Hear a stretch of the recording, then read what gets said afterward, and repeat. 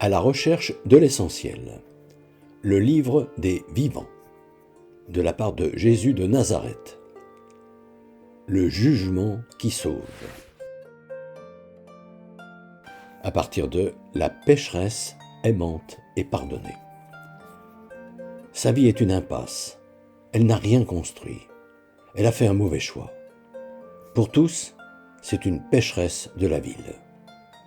Un jour, comme elle entend parler de Jésus, elle s'arrange pour aller le voir, de loin, de derrière la foule qui s'est rassemblée pour l'écouter.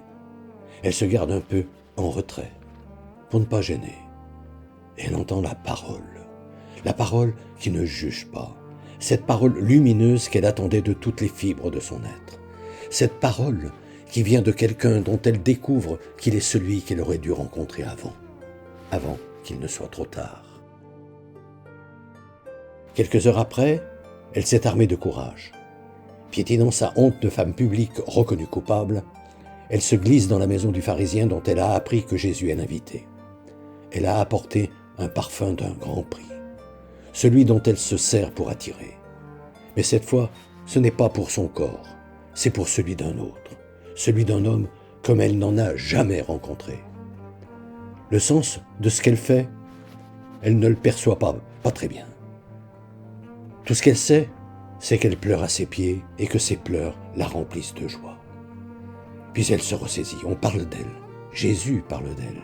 Il explique son geste, ses pleurs, le parfum, ses cheveux. Oh, qu'il parle bien de l'amour. Pas de l'amour trafiqué, mais du véritable amour. Puis elle entend « Va en paix, ta foi t'a sauvé ». Jésus l'a congédiée gentiment. Tandis qu'il lui parle, il la regarde avec un amour immense, jusqu'au fond de l'âme, comme si elle était sa sœur, comme jamais elle n'a été regardée. Elle se relève, elle est bouleversée. Jamais plus rien ne sera comme avant. Quand je vais partager le repas du Seigneur, quel parfum de grand prix, dont je me réserve habituellement l'usage, ai-je pris soin de choisir pour en arroser les pieds de celui qui est invité à la table du pharisien. À moins que le pharisien qui invite, riche de toutes ses certitudes, ce soit moi. À savoir m'approcher, en sachant que Jésus sera là puisque nous nous réunissons en son nom pour prier le Père, avec le désir profond, réel, de sortir de l'impasse où mes choix de vie m'ont conduit, avec une vraie envie d'aimer, de donner, pour que Jésus me lave le cœur de son regard jusqu'au fond de l'âme, pour qu'il me sauve, afin de l'entendre me dire gentiment « Va en paix, ta foi t'a sauvé ». À la semaine prochaine.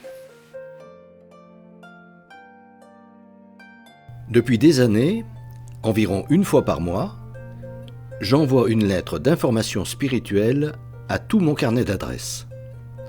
Le thème du moment est, depuis janvier 2019, « Être chrétien, ça veut dire quoi ?»